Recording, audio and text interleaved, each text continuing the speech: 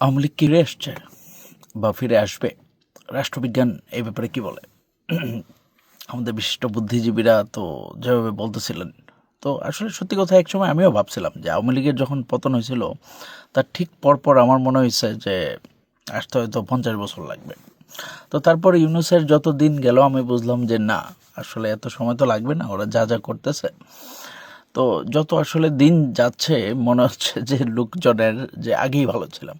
তো এটা আমার প্রায় শুরু থেকেই মনে হয়েছিল যে যখন এই উপদেষ্টা পরিষদ দেখছিলাম যে ইউনূসের নেতৃত্বে যে কাবজাব হইতে যাচ্ছে, এটা আমি আগেই বুঝছিলাম। তখনই বুঝে গেছিলাম যে আমরা আসলে আগেই ভালো ছিলাম। তবে আমাদের জনসাধারণের বুঝতে একটু টাইম লাগতেছে। বুঝতে যাই টাইম লাগুক, মানুষের স্বীকার করতে আরও একটু টাইম লাগবে। তো এমনিতেই দেখছেন যে আপাতত এই মুহূর্তে আফসোস লীগের সংখ্যা দিন দিন বাড়তেছেই। তো এখন প্রশ্ন হচ্ছে যে ফিরে তো আসবেই, আসলে কত সময় পরে আসবে? তো এই প্রশ্নের উত্তর আমরা খুঁজবো না, আমরা আজকে জাস্ট খুঁজতে চেষ্টা করি যে রাষ্ট্রবিজ্ঞান কি বলে। যে রাষ্ট্রবিজ্ঞান কি বলে যে একটা দেশের 1/3 মানুষের কোনো রিপ্রেজেন্টেশন নাই, এই রকম একটা ব্যাপারকে কি গণতন্ত্র বলা যায়? বা এভাবে কি কোনো দেশ চলতে পারে? আপনি দেখেন, যেভাবেই হোক ভোট কাস্টিং করে পরে 60% ভোট কাস্ট হয়েছে দেখাইছে, বাকি ভোটগুলো কই? তারপর হচ্ছে যে এই 60%-এর মধ্যেও বিএনপি অনেক ভোট পাইছে যেগুলো হচ্ছে আওয়ামী লীগের ভোট। জামাত ঠেকানোর জন্য মানুষ ভোট দিছে, যেভাবেই হোক দিছে আর কি। তো এইসব মানুষের তো ট্রু রিপ্রেজেন্টেশন দরকার একটা গণতন্ত্র হইতে হইলে। তো রাষ্ট্রবিজ্ঞান বইয়ে আমাদের বুদ্ধিজীবীরা কী কী পাইছেন আমি জানি না, বাট আমার মনে হয় না যে এরকম দল রে বাদ দিয়া বাংলাদেশ কোথাও যেতে পারবে বা বাদ দেয়া সম্ভব। তো তার মানে এটা হচ্ছে যে আপনি দেখতে পাচ্ছেন যে মানে দিন দিন মিছিল আসলে বড় হচ্ছে। তো ওরা একটু সময় একটু স্লো ছিল, এটা আমি বলবো যে strategic retreat, Awami League strategic retreat করছিল, but they are coming back strong. তো এই আর কি ব্যাপার। তো আমার মনে হচ্ছে যে এখানে অনেক হিসাব নিকাশ আছে, যে মানুষের ভয়টা জাস্ট ভেঙে যেতে হবে। মানুষের ভয় ভেঙে জাস্ট বলতে হচ্ছে যে আমাদের আসা দরকার, তাদের অস্তিত্ব জানান দিতে হচ্ছে আওয়ামী লীগের। তো ওইটা কি, তো আমি তৃণমূলের একজন ভাইয়ের সাথে কথা বলছিলাম যে আওয়ামী লীগের, যে উনি কি মনে করতেছেন বা উনি কি দেখতেছেন। তো ওই ভাই প্রথম থেকেই ঢাকাই আন্দোলন প্রথম দিকে এই মাঠে নাইমা মাইর খাওয়া লোকজনের একজন 5 আগস্টের পরে। তো ভাই আমার যে হিসাব দিলেন, এটা আমি দেখলাম যে এইভাবে ভাবার একটা সুযোগ আছে। ওনার কথা হচ্ছে যে ওনাদের তৃণমূল হিসাব করে দেখছেন যে বাংলাদেশের জেলে আসলে কোনো যথেষ্ট পরিমাণ জায়গা নেই। বাংলাদেশের জেলের ধারণ ক্ষমতা 46,000। বুঝেন, পুরা বাংলাদেশের জেলে মানুষের হওয়ার কথা ছিল 46,000, কিন্তু এখানে সর্বোচ্চ সময়ে যত বন্দি ছিল ওইটা ছিল 88,000, নট ইভেন 100,000। মানে 88,000-এর মতো লোক সবচেয়ে বেশি সংখ্যক সময়ে জেলে ছিল অ্যাট এ টাইম, মানে একটা নির্দিষ্ট সময়ে। তো এখন পর্যন্ত আওয়ামী লীগের প্রায় 7.5 লাখ লোক জেল খাটছে। তো হয়েছে কি, ওদের ঢুকায় আবার বাইর করে দেয়, ছেড়ে দিতে হয়, কারণ হচ্ছে জেলের ধারণ ক্ষমতা নাই। তো আপনারা চিন্তা করছেন কিনা যায় না, এক সময় যদি যথেষ্ট পরিমাণ আচ্ছা, অ্যাট এ গিভেন টাইম বড় জোর 25-30 হাজার আওয়ামী লীগের লোকরে জেলে রাখতে পারে, কারণ ওইখানে আসল অপরাধী তো আছে অনেক। তো ওদের তো জায়গা দিতে হয় জেলখানার ভিতরে।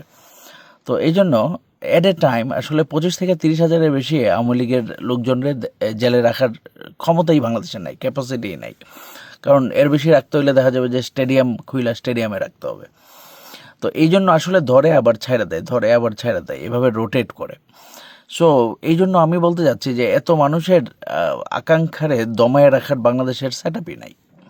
মানে যদি কালকে 1 লাখ আওয়ামী লীগের আইসা বলে যে হচ্ছে যে ঠিক আছে আমার জেলে নিয়ে যাও, 1 লাখ না 50,000 আসলেই 50,000-এ জেলে নেওয়ার মতো যথেষ্ট জায়গা নাই। এমনকি বাংলাদেশে যথেষ্ট পরিমাণ লোকবলও নাই।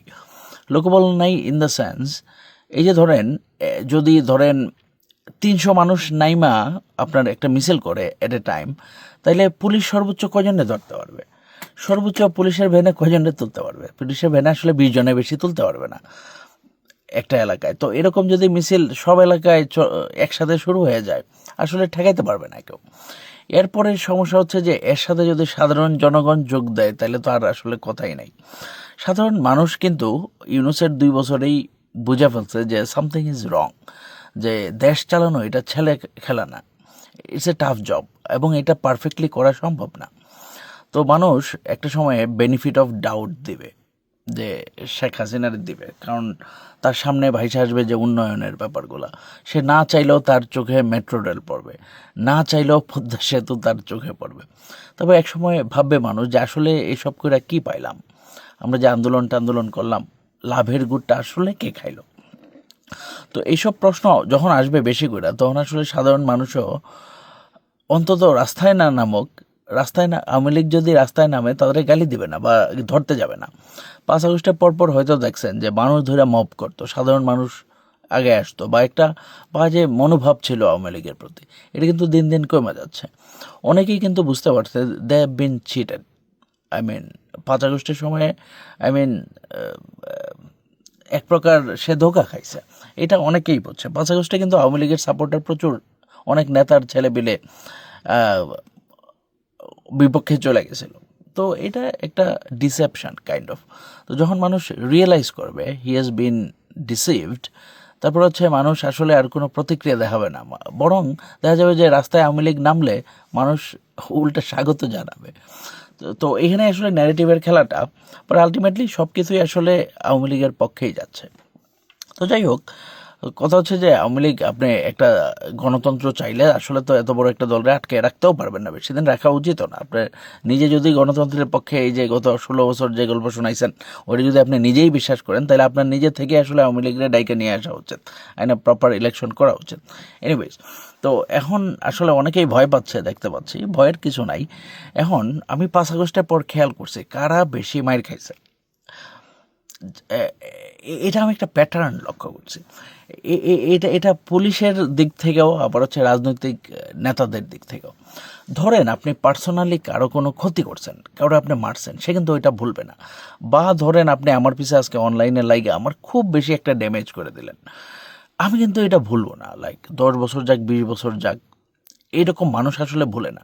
তো ধরেন আপনার হাতে যখন ক্ষমতা ছিল, আপনি যদি কোনো মানুষের এরকম কোনো ক্ষতি করে থাকেন, সেটা তার মাথায় ছিল, সে কিন্তু খুঁজে খুঁজে বাইর করছে লোকগুলারে। এরকম দেখছি, ধরেন কোনো পুলিশ অফিসার কোনো মানুষে বদার করছিল, বিশাল আকারে ক্ষতি করছিল, সেই মানুষটা খুঁজা খুঁজা তারে হচ্ছে ধরাই দিছে, বা বলছে ওর পিছে লাগছে। তো এই আর কি, আপনি যদি অন্যায় না করেন কারো প্রতি, তাহলে আপনি সেফ। আসলে বিষয়টা হচ্ছে এরকম আর কি। তো যেভাবে আসলে ঢেউ পাল্টাচ্ছে, সবারই আসলে সতর্ক হওয়া দরকার আর কি। বুঝতে পারছেন, মানে খেলা ঘুরতে আসলে 17-20 দিন লাগে, বুঝতে পারছেন। সো কার্মা যে জিনিসটা, যে কর্মফল, এটাতে সবারই বিশ্বাস রাখলে একটু ভালো আর কি। কারণ আমি দেখছি 5 আগস্টের পরে অনেকেই সাফার করছে, যারা আসলে খারাপ কাজ করছিল মেবি, মানে বা দেখা গেছে যে অনেক মানুষের উপকার করছে, 1-2 জনের খুবই ক্ষতি করছিল। যাই হোক, এটাও বলা উচিত না, কারণ হচ্ছে মাশরাফির মতো লোক তো আসলে হুদাই ধরা খাইছে। তো 5 আগস্টের পরে অনেক কিছু হয়েছে, বাট আমি অনেক লোকে খেয়াল করলাম যে আসলে ওরা ফার্স্টে হচ্ছে যে 1-2 জনের বিরুদ্ধে একটা কিছু করছিল, ওরা হচ্ছে যে মনে রেখা দিছিল, পরে খুঁজা খুঁজা বাইর করছে। সো এখন যাদের হাতে ক্ষমতা তারা বিষয়টা মনে রাখলে ভালো আর কি। ভাই, হাওয়া ঘুরতে কিন্তু মনে হয় না বেশি সময় লাগবে, আমার মনে হচ্ছে না আর কি। এই আর কি। হ্যাঁ, আর আওয়ামী লীগ আসবেই, এটাই এইটাই রাষ্ট্রবিজ্ঞানের কথা আর কি, যে যাই বলুক না কেন।